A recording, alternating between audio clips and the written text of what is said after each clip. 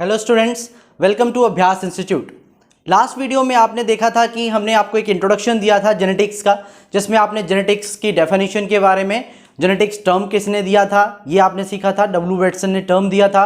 आपने हेरिडिटी के बारे में, वेरिएशन के बारे में सीखा था, heredity transmission of similarities from parents to offspring, और आपने वेरिएशन में देखा था टाइप्स, जिसमें आपके सोमैटिक और जर्मिनल वेरिएशंस थे। सोमैटिक वेरिएशन ट्रांसफर हो नहीं रहा था, जर्मिनल वेरिएशन में आपने देखा था कॉन्टिन्यूअस एंड डिसकॉन्टिन्यूअस दो टाइप के थे, और आपने देखा था कि जो कॉन्टिन्यूअस हो रहा है वो हो रहा है ड्यू टू आपका क्रॉसिंग ओवर, और डिसकॉन्टिन्यूअस म्यूटेशन से हो रहा था।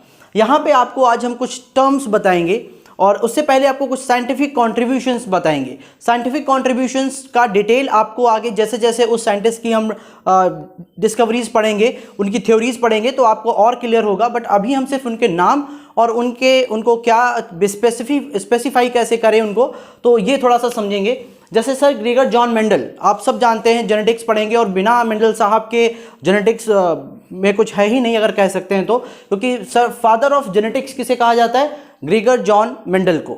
अच्छा, इनके बारे में हम मेंडलिज्म जब पढ़ेंगे तो आपको डिटेल में बताएंगे कि मेंडल साहब ने अब किस प्लांट पे एक्सपेरिमेंट किया, कितना टाइम ड्यूरेशन क्या था, और कौन कौन से चीज़ों पे इन्होंने एक्सपेरिमेंट किया था।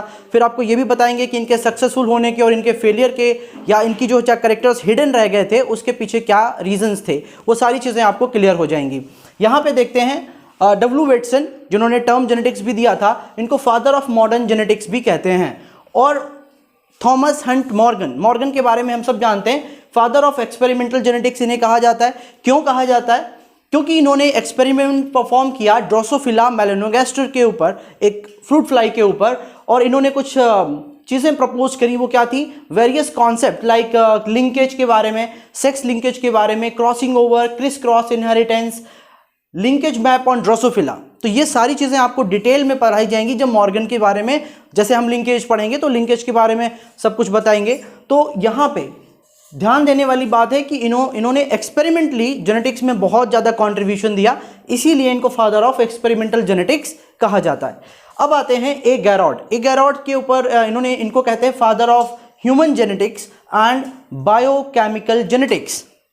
अब इसको समझते हैं। ह्यूमन जेनेटिक्स में ह्यूमन के बारे में है, और बायोकेमिकल आपको पता है हमारी बॉडी के अंदर बायोकेमिकल इन्वेस्टिगेशन जो रिवील किए, बायोकेमिकल इन्वेस्टिगेशन से पता चला कि हमारी बॉडी में जो सेल्स हैं और जो भी जैसे आरएनए है, डीएनए है, और सेंट्रल डोग्मा का कॉन्सेप्ट है, तो कई सारी चीज़ें इन्होंने बताई और इसको समझते हैं। जैसे इन्होंने क्या कहा, Garrod discovered first human metabolic genetic disorder which is called एल्केप्टोनूरिया।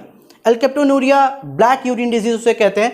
Black urine disease का मतलब जब किसी पर्सन ऐसे जिसको एल्केप्टोनूरिया हुआ है, उसका यूरिन जैसे ही एयर के कांटेक्ट में आता है it turns black.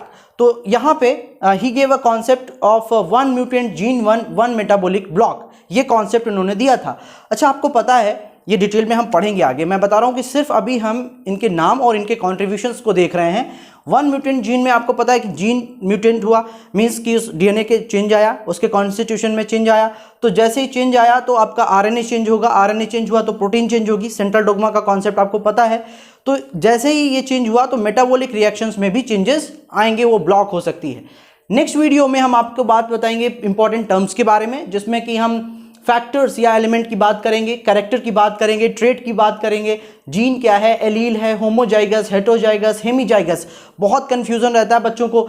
Gene, allele, trait, character कुछ क्लियर नहीं रहता है, तो ये सब आपको क्लियर हो जाएगा। Genotype, phenotype, pleiotropy, back cross, test cross, out cross, reciprocal cross, codominance, incomplete dominance, जितने भी ये टर्म्स हैं सब क्लियर करेंगे। तो मिलते हैं नेक्स्ट वीडियो में। Thanks for watching, stay tuned.